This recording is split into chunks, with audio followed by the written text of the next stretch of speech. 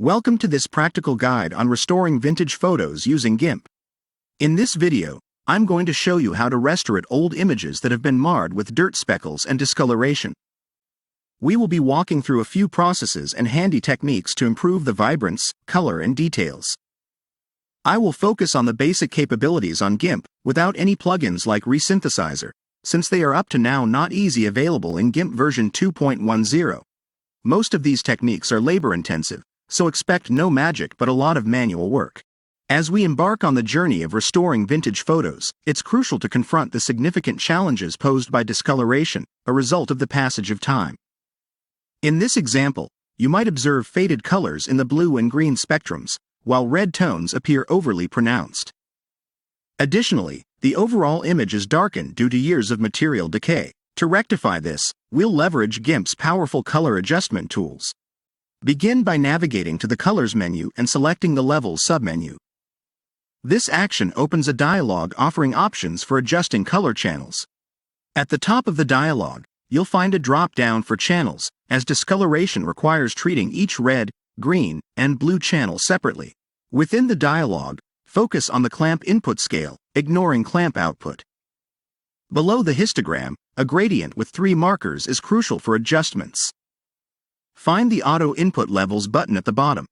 Pressing it provides a good starting point for color adjustment. If the channel drop-down is set to value, you won't observe marker changes in the gradient. This is because Auto Input Levels affects each RGB channel individually. Switch to one of the RGB channels, and you'll see the markers relocate. For addressing discoloration in the medium value parts of the image, concentrate on the center marker, also known as the gamma value.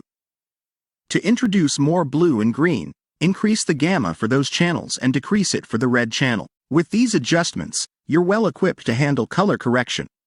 Keep in mind that the restoration process involves some manual labor. While it may not provide an instant fix, these techniques will significantly enhance the restoration of your vintage photos, preserving their original colors. If you're fortunate to have a DIA scanner with infrared scan capability, it can be a valuable tool in your image restoration process.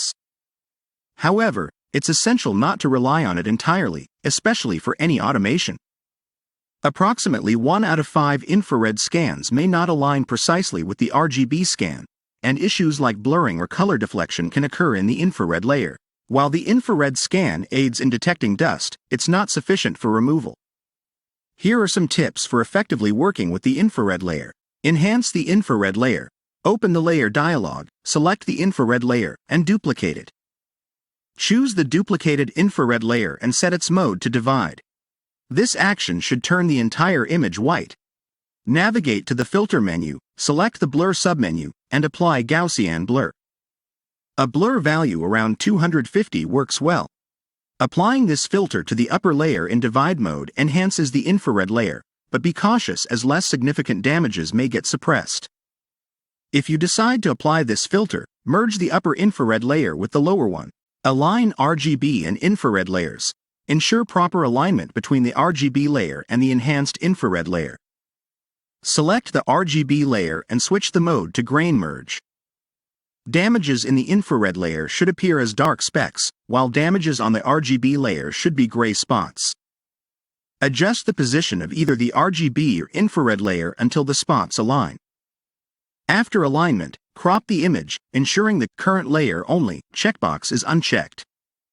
Following cropping, remember to reset the layer mode for the RGB layer to normal. After adjusting color, the most labor-intense task begins: removing dust and disturbances. GIMP provides us with 2 tools, cloning and healing. Healing is a kind of context-sensitive cloning. Both tools have in common that you define the size of the affected area with the size of the brush. In my image, you see dust and stains are all over the image. They are too much to remove them one at a time. That's why I don't use some procedures like inpainting. Utilizing GIMP's clone tool offers a robust method for eliminating dust and disturbances from your images. Begin by accessing the Clone tool in GIMP. This can be done through the toolbox where a dedicated tool for cloning is available. Additionally, find the Clone tool in the Tools menu under the Paint Tools submenu. Make certain that you have the Tool Options dialog open. To access this dialog, click on the tab labeled Tool Options. Ensure you've opened the dialog with the tool options for a comprehensive set of controls. At the top of the dialog, you'll notice the mode, which defaults to normal. This seemingly underrated option holds great potential, and I'll demonstrate how to leverage it effectively. Directly below the mode, you'll find the brush settings. Adjust the brush size to a comfortable level for your work. It's a crucial option for ease of use. Ensure the hardness of the brush is set to 0. This softens the brush edges, facilitating a seamless blend between the original and cloned areas, creating a gradual transition.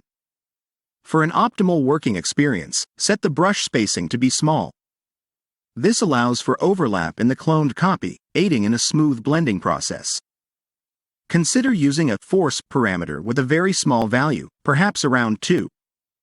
This assists in gently softening the painting effect of the clone tool, especially useful for gradual painting over the target area. Switch off brush dynamics. By doing so, the brush copies the source area to the target area exactly as you move it. Don't forget to check the lock brush to view option. This ensures the brush remains independent of the zoom factor of the image. While typical zooming adjusts the brush size accordingly, having a consistent brush size irrespective of zoom levels can be more convenient. Next, fine-tune the clone alignment to none. This setting ensures the source area for cloning follows your mouse movements precisely, providing you with the utmost control. Now, select the appropriate brush size for the specific cloning area. Generally, a larger brush works well for cloning uniform areas, such as a clear sky. Now, let's delve into the actual cloning process. To select the source area, hold down the Control key and left-click on the mouse. This action designates the source area, and a dotted circle remains at the chosen spot, indicating where your source area is. With the source set, you're ready to initiate the cloning process. Upon pressing the left mouse button anywhere in the image, the selected source area is cloned to the target area. Crucially, grasp that the clone tool operates in a straightforward manner, copying precisely what you've selected as the source. While this simplicity is advantageous, it can present challenges in certain situations. The challenge here lies in the fact that I have almost no source area without damages or speckles, or at least none in a very similar color and value to the target area. Whenever I use an area for cloning, it replicates the damages to the target. Nevertheless, there's a powerful feature embedded in the clone tool that tends to be underestimated but proves invaluable when addressing dust removal. The behavior of the cloning process can be altered by selecting different brush modes. Find the mode setting in the Tool Option dialog's first drop-down selection.